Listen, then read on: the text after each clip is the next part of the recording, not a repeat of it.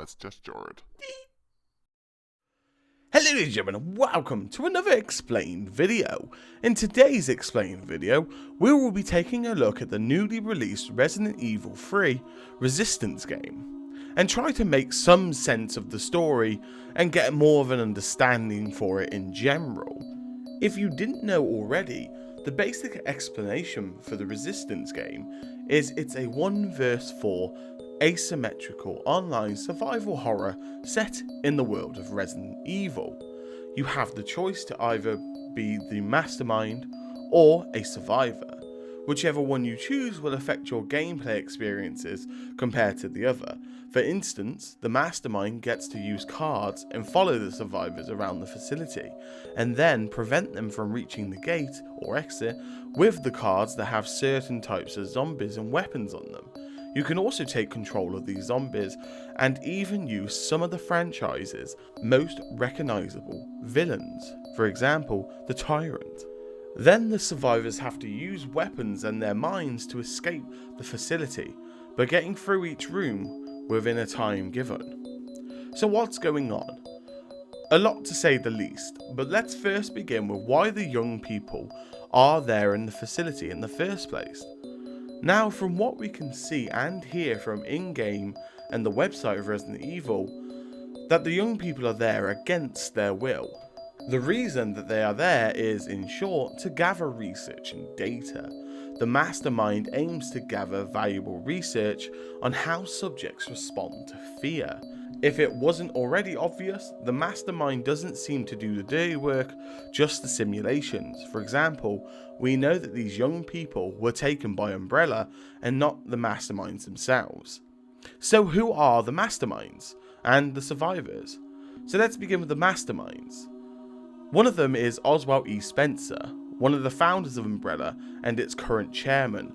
Ozwell E. Spencer refuses to face his own mortality.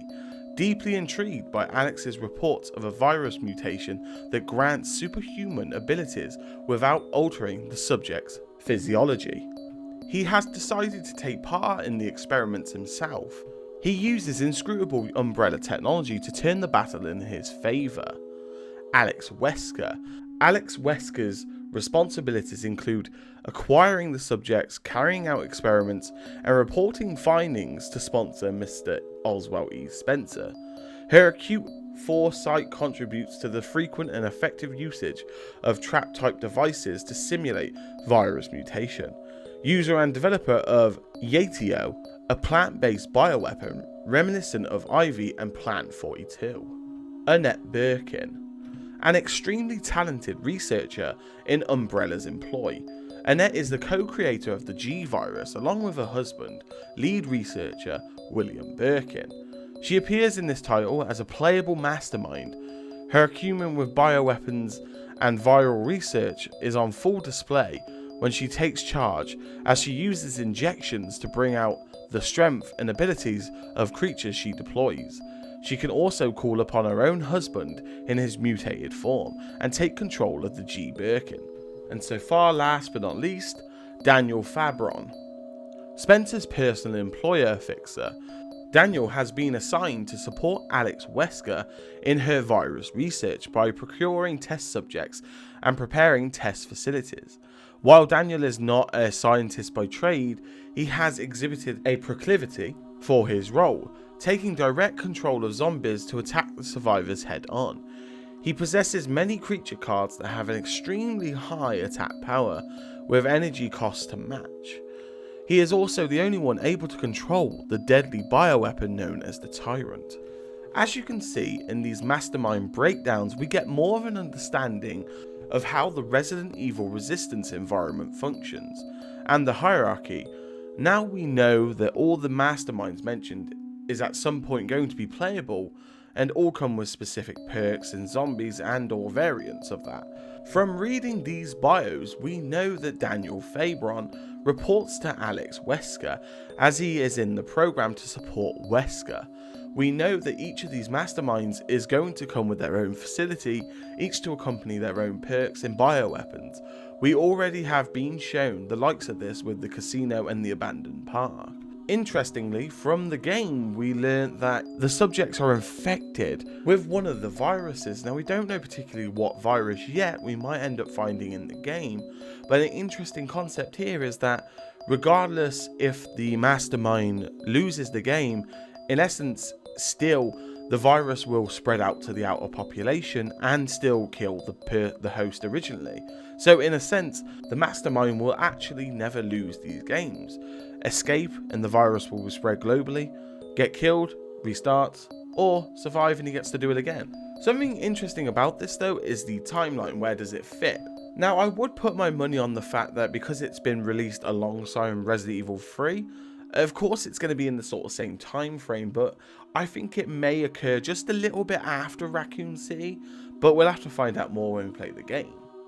Anyway, let's talk about the survivors. So, our first survivor is Samuel Jordan. Sam is a high health and excels in close quarter combat. He was a promising boxer until sustaining a career-ending injury during a boxing match.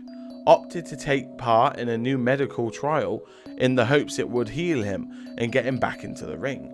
He has not been heard from since. Samuel Jordan's main focus is damage and his age is 21. Our next survivor is January Van Saint. January can hack cameras to limit the mastermind's ability to observe.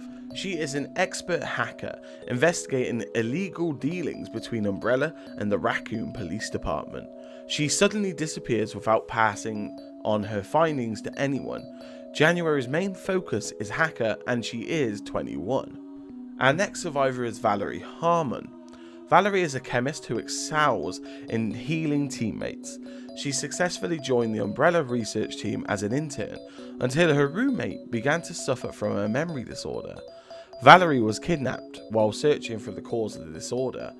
Valerie's main focus is a medic and she is a grad school student aged 23. Our next survivor is Tyrone Henry. Tyrone has a high defense and excels in close quarter combat. Working for the Raccoon City Fire Department, Tyrone went to fight a fire at an Umbrella factory and was never heard from since. The fire department reported him as killed in the line of duty. His main focus is a tank and he is 25 years old. After Tyrone, we have Becca Woolett. The Park Ranger Becca is extremely capable with firearms, making her an excellent damage dealer. She was overwhelmed by a pack of monstrous dogs while investigating a report in her patrol area and lost consciousness. When she awoke, she was not in a hospital bed, but in a strange testing facility. Her age is 22. And last but not least, Martin Sandwich. Martin used his engineering skills to create traps that allow survivors to gain the upper hand. Extremely skilled with machines, Martin found excellent employment at a medical appliance manufacturer. However, when he was dispatched to perform some repairs at a Spencer Memorial Hospital, he caught a glimpse of a testing facility that was intended to be a secret. Upon his apprehension, he found himself thrust into a horrifying virus experiment. His age is 19 and his main focus is support. So with everyone explained and hopefully more of an understanding in short, we know that the young adults with specific skills were taken by Umbrella and injected with the virus that Alex Wesker made and then brought to the test facilities to test how far they could push their subjects' fear and to also test each of the mastermind's own bioweapons and gather research and data and see how far Alex Wesker's virus can go, and to see if they can enhance the individual or make them worse. But anyway, ladies and gentlemen, let me know what you think of this explained video. I will, of course, do an updated version of the Res 3 Resistance story explained as much more information comes out and we get to play the game a bit more. But with that being said, if you like this video, drop a like, and if you like this kind of content and theory videos, be sure to hit subscribe to my channel where we do all those types of things. But with that being said, I wish you the best morning, day or night wherever you are in the world, and remember to keep safe, and I will see you all in the next theory video.